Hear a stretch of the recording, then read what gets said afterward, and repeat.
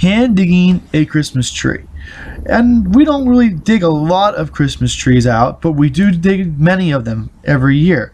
And the reason why people like to have us dig Christmas trees for them is that they can plant a tree after Christmas, so the tree is not cut and then they don't feel like they wasted a tree. So the first thing we do when we dig a tree is that we have to remove all the branches out of the ground, and we do that by tying string onto the tree and then wrapping it up. Whenever you wrap up a tree, we always stress that you should try to tie the main part of the string, the first beginning part, onto the trunk of the tree and not onto the branch. The reason you want to do it onto the trunk is that when you tie up the branches and then the string is tied to a branch, that branch will gain a memory of being twisted around the tree. So we tie it to the center of the tree to avoid making memories on branches. And you'll definitely notice that when you get back to your house, that if there's a memory on a branch, the branch just won't look right. After we tie it up, we grab a handy dandy shovel and we start removing the grass around the tree.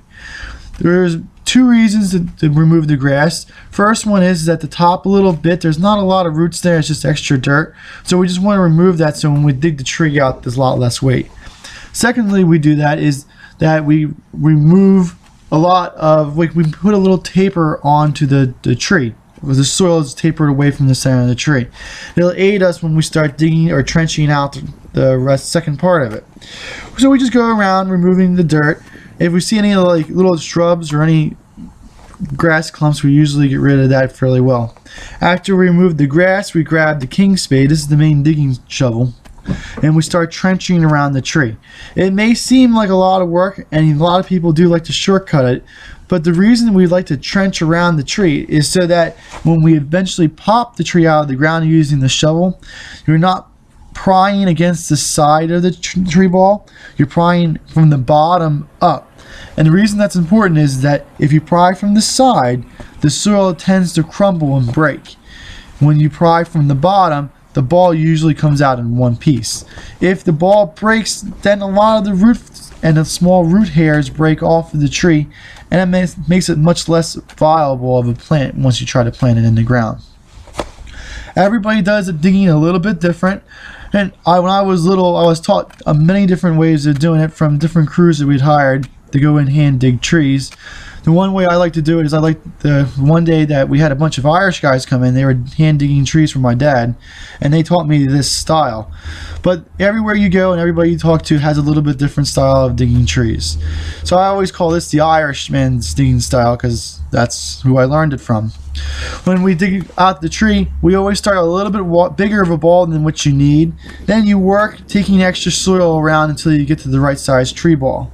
Once it's about the right size tree ball, we start making another taper, making the tree ball from where the top of the ball is down to where the base is, a little bit of taper going inward, and that helps keep the ball a little bit more together as well.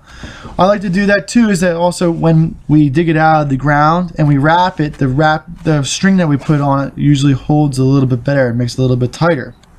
When we have people go dig trees with machines, they always have a taper to it as well, so it makes it more uniform when you go to the nursery to buy the tree out.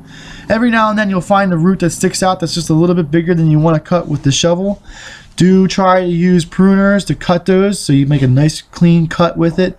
If you have a real sharp shovel, you can go through it, but too big of a root, you never get a really nice cut on it. So do have some sort of ways of pruning large roots so that you don't make major injuries that don't heal over time. So as we get closer to getting the tree ball to the final form, we do a little bit of tiny little cuts downward, and we make a nice little groove down the base as deep as we're going to trench out.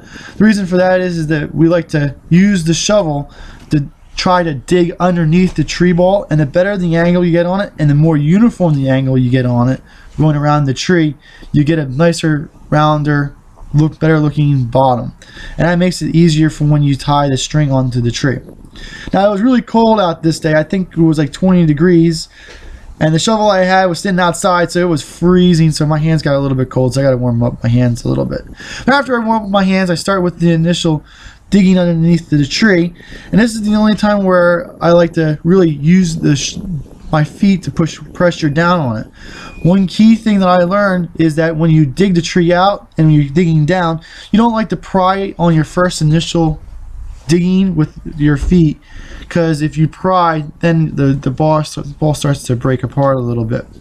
So after you go all the way around it, then you can pry it and break it out of the ground. We grabbed a little piece of burlap. It was really cold that day. Even the burlap was frozen together, so it took some time to get that spread out. And I made a little mistake here, and you'll see I'll correct it. I am right-handed, so when I go pick up the tree, I want to have the burlap on the other side of the tree so that I can use my right hand to pick up with most of the weight. If this was a little bit bigger than when we like to dig by hand, and I usually like to try to use the shovel, but I couldn't get my hand underneath of it to pick up the other side of the shovel, so I had to pick it up by hand without using the shovel, and that's not as nice, but it still held together pretty well. You can see our real heavy clay. You can see our subsoil there at the lower end. There's no roots down there, so sometimes they do break off a little bit, but that's not too big of a deal. In our area, every area you dig a tree out of, the root systems are a little bit different, and that has to do with how much air, how deep the roots can go to get air, if it's too wet down there. But we're in Pennsylvania and we have a fairly heavy clay, so a lot of our roots are up in the upper layers of the soil, not too many down in the lower layers. You can see kind of where those white roots sticking out that I cut, and most of that's up on the upper edge. So now I'll take the burlap and I wrap it around it. I grabbed a little bit bigger piece of burlap than I need, but it's always better to have too big of a piece than too small of a piece. You have too small of a piece, it's hard to cover the whole thing, but if you have too big of a piece, you can just wrap it around. Whatever extra burlap you have, I always like to wrap around the center of the trunk of the tree.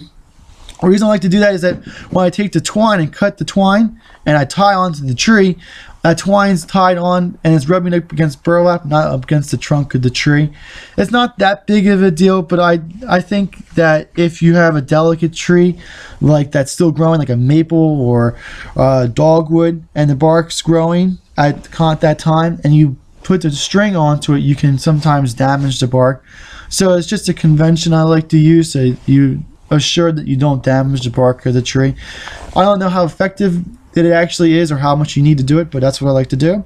The first piece of string goes right around the tree, just as so, underneath of it, and then I like to try to make it go through the center of the tree as possible. Sometimes it's really hard, but the more on center you get, the better the tree ball is going to look.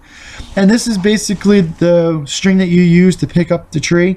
It doesn't really hold the ball too much in place, but it helps you move the tree around. And I do the second one around, making it go through perpendicular at the bottom.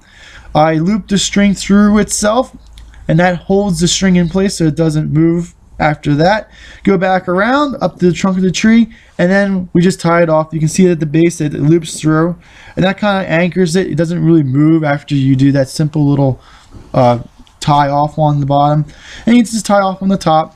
You can try to make it as tight as possible, but it's as hard as you pull, it'll always go loose, mostly because the string kind of molds into the soil, so it doesn't really get real tight.